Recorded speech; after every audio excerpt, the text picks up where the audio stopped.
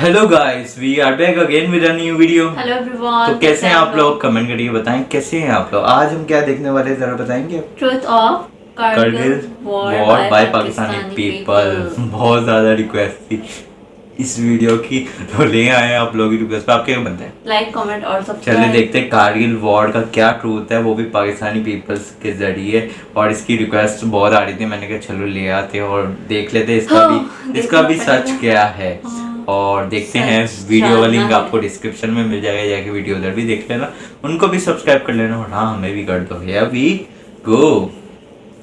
इस वीडियो में बताई गई सारी जानकारी पब्लिक प्लेटफॉर्म पर उपलब्ध है। इसमें ऐसी कोई जानकारी नहीं दी गई है जिससे हमारे सुरक्षा बलों की गोपनीयता भंग होती है। डिफेंस डिटेक्टिव सेना का सम्मान करता है और उन्हीं जानकारियों के आधार पर काम करता है जो सार्वजनिक रूप से मौजूद हैं। Truth of Kargil war by Pakistani people. नमस्कार दोस्तों, डिफेंस डिटेक्टिव के एक और एपिसोड में आपका स्वागत है।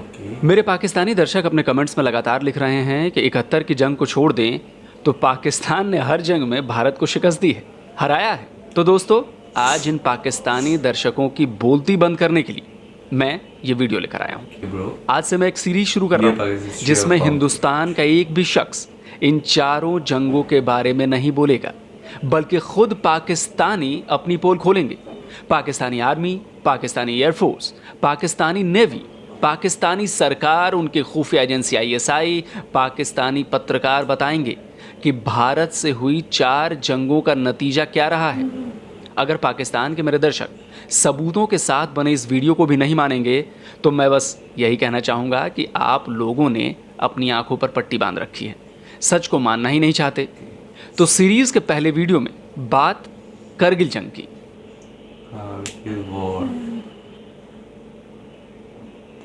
इंडियन फौज वापस चला गया, पोस्ट पर कब्जा नहीं किया। 3 दिन तक मैं वहाँ पर पड़ा रहा सर। 3 दिन तक मैं रिपोर्ट देते हुए गया, अभी आकर आपको ले जाएंगे। दूसरा दिन, तीसरा दिन किसी ने नहीं ले गया सर। 3 दिन के बाद फिर अटैक हो गया, पोस्ट कब्जा हो गया सर। दूसरा दिन फिर एक इंडियन फौजी आ गया सर, करीब आ गया तो मैंने उसको बताया, भाई मैं जख्म है, मुझे नहीं मार रहा है। पाकिस्तानी फौजी हुनर शेर ही नहीं, कई और जवान जिन्हें भारत की सेना ने पकड़ा, उन्होंने यही बातें कही। ये सब करगिल जंग की जंग में युद्धबंदी थे। पाकिस्तान की फौज ने इन्हें लड़ने तो भेजा था, लेकिन जंग में इन्हें इनके हाल पर छोड़ दिया था।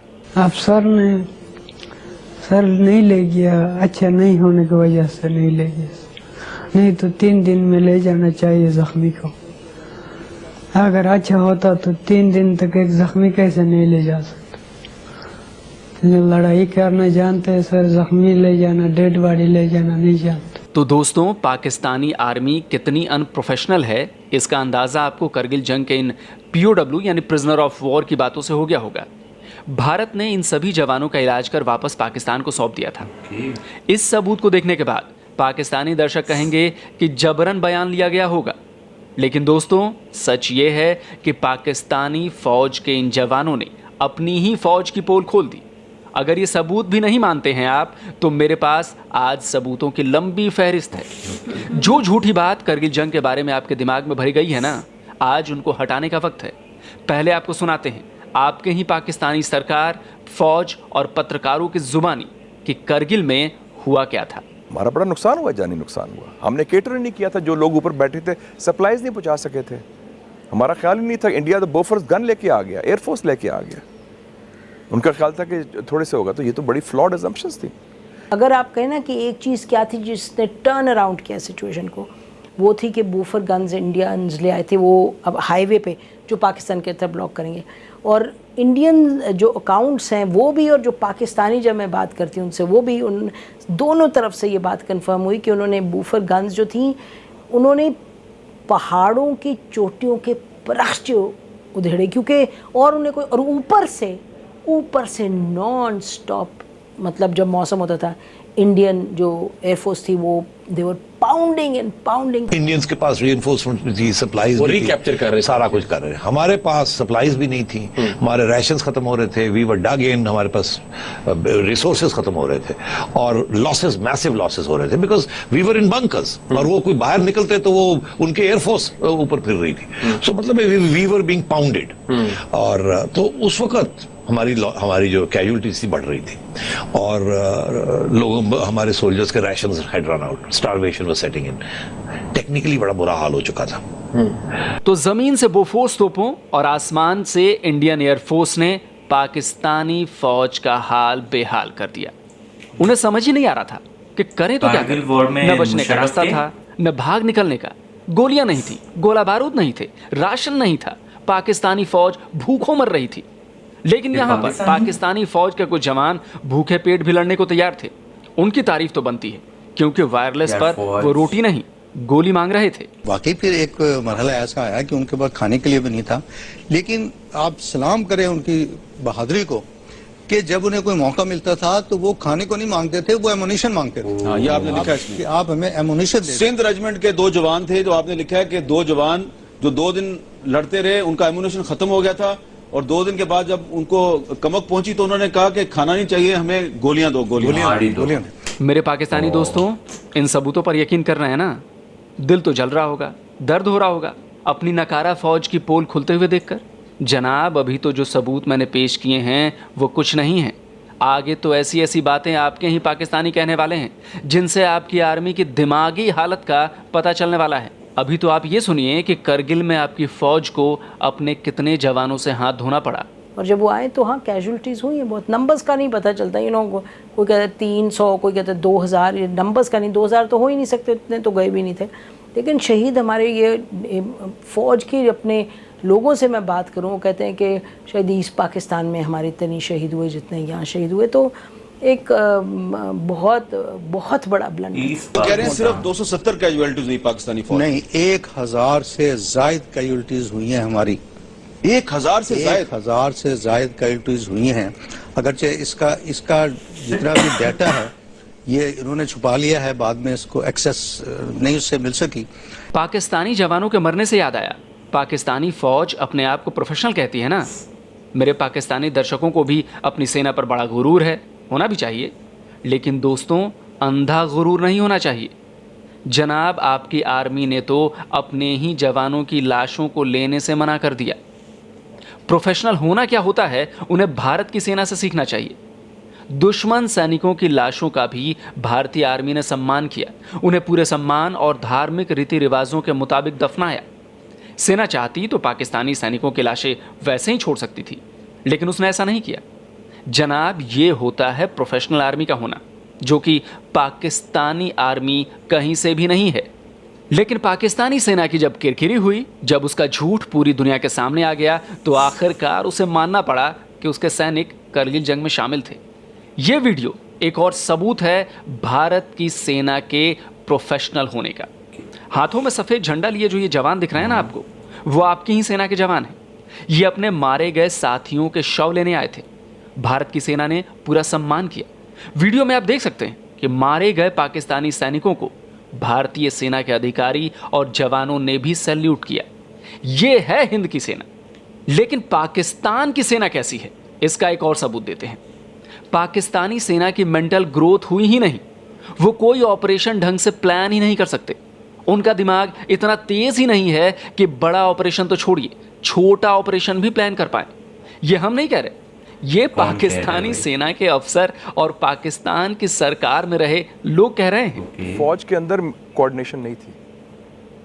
एक तो फौज के अंदर सिर्फ 4 लोगों को या 5 लोगों को मालूम था सीनियर लेवल पर, बाकी कोर कमांडर्स को नहीं मालूम। यार सबको पता होना चाहिए फिर क्या आर्म फोर्सेस जिसके 3 शाखें हैं, बर्री, बहरी और फिजाई। बरी फौज के कमांडर्स और 4 लोगों के अलावा फिजाई और नेवी वाले को तो मालूम ही नहीं था। मुशर्रफ साहब बार बार कहते हैं कि ये फौजी कामयाबी थी जिसे सफारती और सियासी मुहाज पर नाकामी में बदल दिया गया। ये कामयाबी उस वक्त तक थी जब तक आपका दुश्मन की फौज से सामना नहीं हुआ था। और इनका ख्याल ये था कि जून से पहले जो है उसको दुश्मन को पता ही नहीं चलेगा कि हम यहाँ पर आकर बैठ गए। बर्फ में इन्होंने अपने लोगों को भेजा और जिन लोगों को भेजा था भेजा ही क्यों था भाई? नहीं बताया गया था कि तुम क्या करने जा रहे हो। अजीब तरह का ये एक्सीलेंट ऑपरेशन था। मैंने तमाम कमांडिंग ऑफिसर से और तमाम ब्रिगेड कमांडरों से एक ही सवाल किया कि ये बताइए कि ये जो आप कर रहे हैं, जो जहाँ जा रहे हैं, what are the aims and objectives of this operation. मुझे किसी से इसका जवाब नहीं मिला। शाहिद लतीफ साहब के कोई आपको मकसद समझ आ रहा है कि किस मकसद के लिए कारगिल ऑपरेशन किया गया था? बताओ ये क्यों किया देखिए गया? जी, मैं समझता हूँ ये क्लासिकल एग्जाम्पल है उन मिलिट्री ऑपरेशंस की कि जिनका ना सर है ना पाँव है।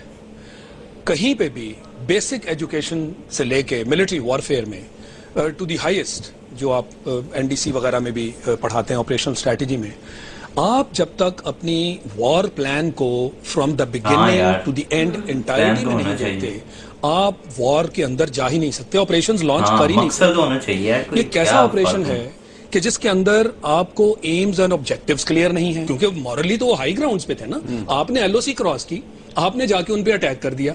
क्या हम तारीख से सबक नहीं सीखते? तारीख से सबक नहीं सीखते। और दूसरी एक चीज़ बहुत आया हो जाती है इससे कि हमारी जो मिलिट्री तालीम है, यानी मिलिट्री एजुकेशन, इसमें कोई एक कोताही भी है।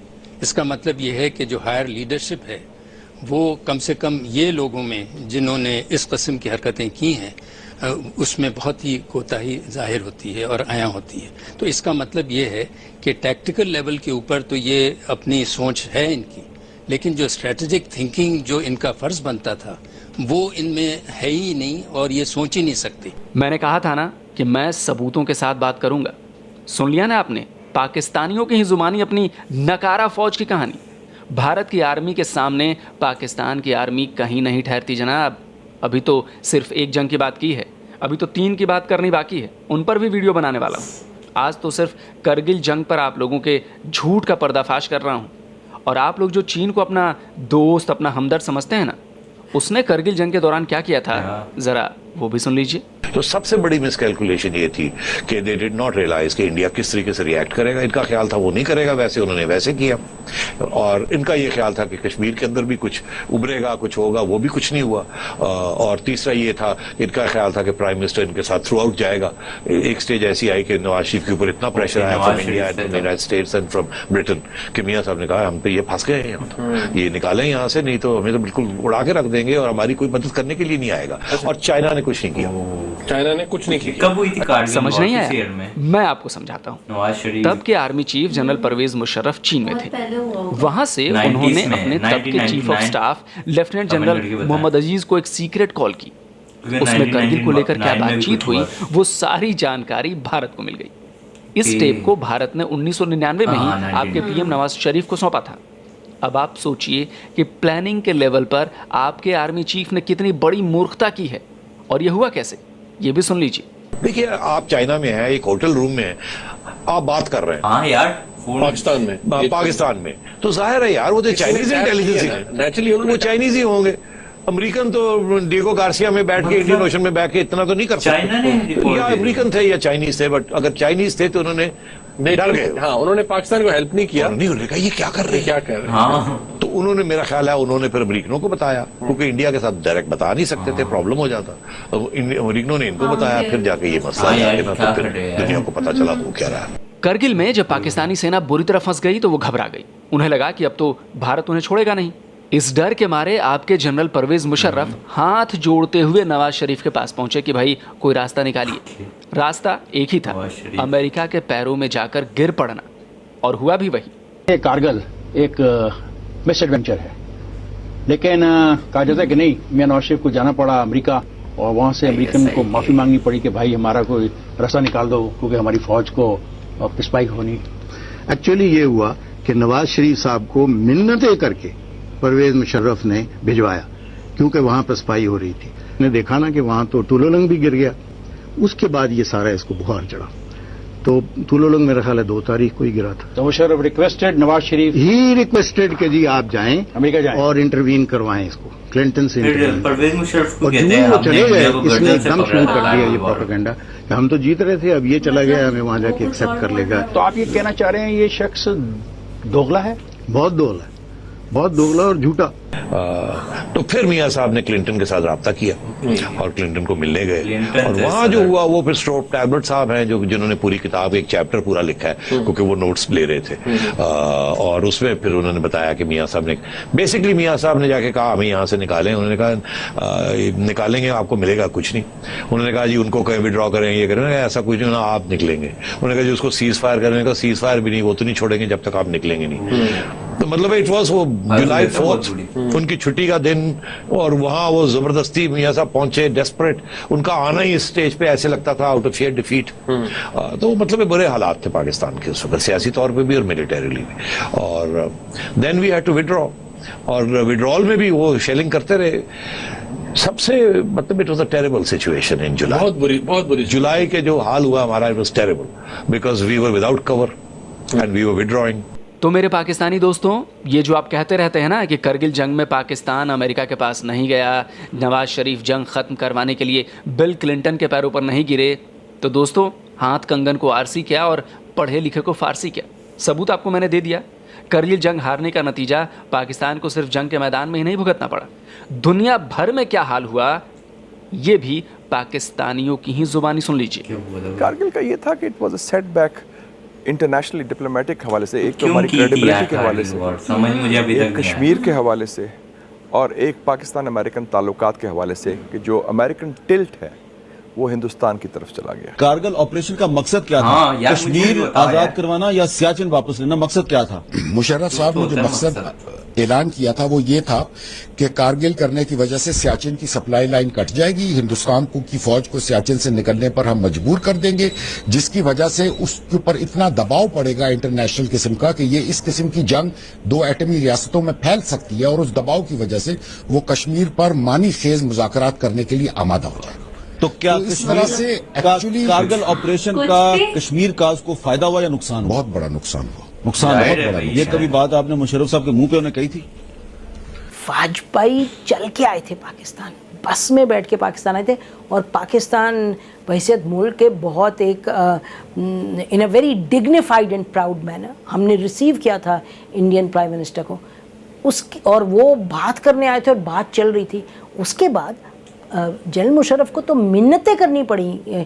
General Musharraf had to walk on his knees and go to the Indians and keep saying कि जी बात करें हमारे से। फाइनल जो उन्होंने जिस तरीके से जो स्ट्रैटेजी मिलिट्री स्ट्रैटेजी की दैट वाज वेरी गुड और पॉलिटिकल स्ट्रैटेजी इंटरनेशनल कम्युनिटी को साथ लिया।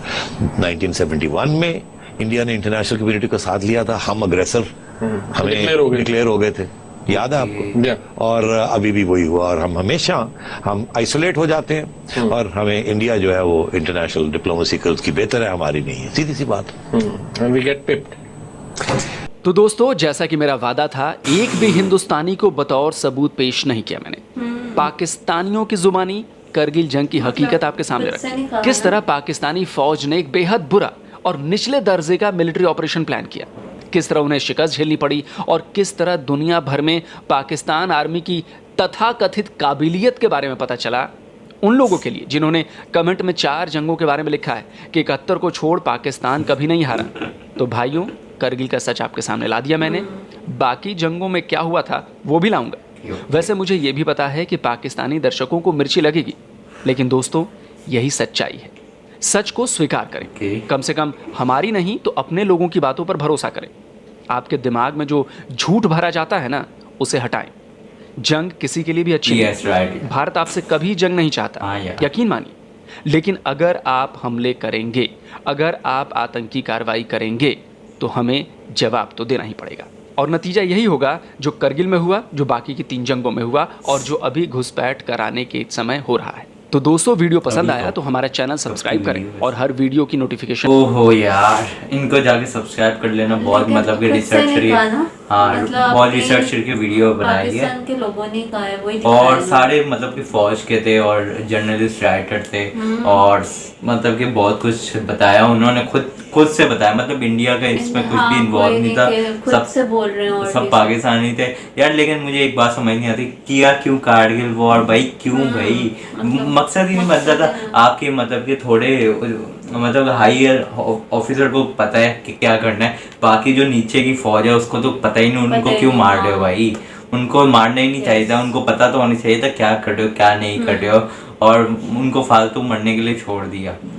मतलब क्यों? ये जो मतलब कि बड़ी थी जो भी थी उस वक्त जो भी कमांडर लीड कर रहे थे इनको बहुत ही गलत किया था यार। वो छोटे मतलब के आर्मी ऑफिसर मरे, वो तो मतलब क्या आराम से बैठे हुए होंगे ना, उनका तो कुछ नहीं था जंग में, वो बस हुक्म दे रहे होंगे। बाकी जो मरे वो तो उनकी तो लाइफ खत्म हो गई।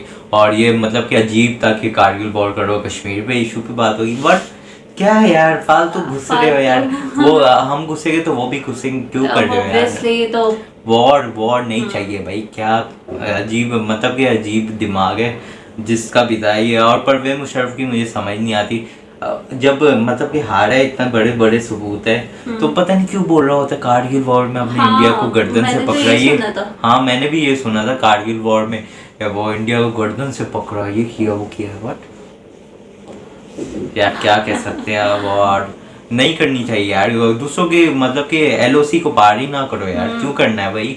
अपना मतलब कि जमीन काफी नहीं है? जो इतनी बड़ी जमीन क्या करोगे? इतने बड़े मोटे होंगे क्या करोगे? इतनी बड़ी जमीन करनी क्या है भाई? जितनी जमीन उसमें खुश रहो, जितनी जमीन मिली है उतना खुश रहो। क्या मतलब कि दूसरों से पंगे लेना, ये नहीं करना चाहिए बिल्कुल भी। ये पागलों वाली हरकत है, फालतू चीज है ये बहुत ही। मतलब कि वो कहते हैं ना जोश दिखाने के लिए कुछ भी कर दो। क्यों भाई? क्यों करना? हाँ, वो भी इंसान है, हम भी इंसान है। वो भी मतलब के उनको पिन करोगे तो जाहिर सी बात है, पिन करोगे तो होगा, और पिन ना भी नहीं करनी चाहिए, और अगर पिन करते हो तो गलत करते हो। और इंडिया को भी चाहिए, इंडिया भी कभी कभी पिन करता मैंने सुना है। हाँ, तो वो भी ना करे, हम भी ना करे। और आप लोग भी कमेंट करके बताना कैसी लगी वीडियो, कैसा लगा रिएक्शन, लाजमी बताना। और भी कोई ऐसी वीडियो हो वो भी कमेंट करके बताना, हम जरूर देंगे। तो क्या करना है आप? लाइक कमेंट और तो चलते हैं नेक्स्ट वीडियो की तरफ, मिलते हैं नेक्स्ट वीडियो में, तब तक अपना ख्याल रखिए।